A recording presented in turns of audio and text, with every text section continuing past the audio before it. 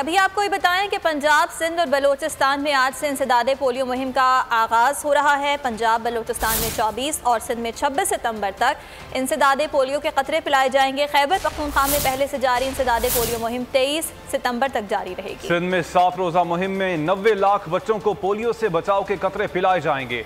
Polio के कतरों के साथ बच्चों को विटामिन ए के कतरे भी दिए जाएंगे। जनवरी 2021 में बलूचिस्तान में पोलियो का एक केस रिपोर्ट हुआ था।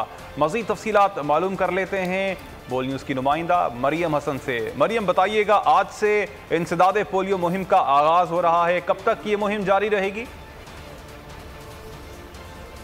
देखिए, बिल्कुल आज से 7 रोज़ा इंसदादे पोलियो मुहिम का आगाज़ जो है सिंध भर में हो रहा है और तकरीबन 90 लाख बच्चों को जो है सिंध में हदफ जो है बनाया गया है, जिनमें से तकरीबन 20 लाख बच्चों का ताल्लुक जो है वो कराची से है। याद रहे कि इस बार इंसदादे पोलियो के साथ साथ जो है 5 साल से कम उम्र बच्चों को विटामिन ए के कतरे भी जो हैं वो पिलाए जाएंगे, जो कि उनकी इम्यूनिटी को जो है बेहतर बनाने में मदद करेंगे। और उसके साथ साथ तकरीबन 2021 जनवरी से जो है सिर्फ पूरे मुल्क में जो है बलूचिस्तान से एक केस रिपोर्ट हुआ और जनवरी के बाद से लेकर अब तक जो है कोई भी केस जो है वो मुल्क में रिपोर्ट नहीं हुआ, जिस पर जो कि काफ़ी हद तक जो है काबिल तहसीन और लायक तहसीन जो है वो बात है। बात की जाए अगर रज़ाकारों की, तो तकरीबन सिंध भर में 25,000 के करीब जो हैं पोलियो रज़ाकार जो हैं अपनी खिदमत अंजाम देंगे, जबकि 5,000 से ज़ायद पुलिस एहलकार सिर्फ कराची में जो है रज़ाकारों की सिक्योरिटी पर जो है तैनात होंगे।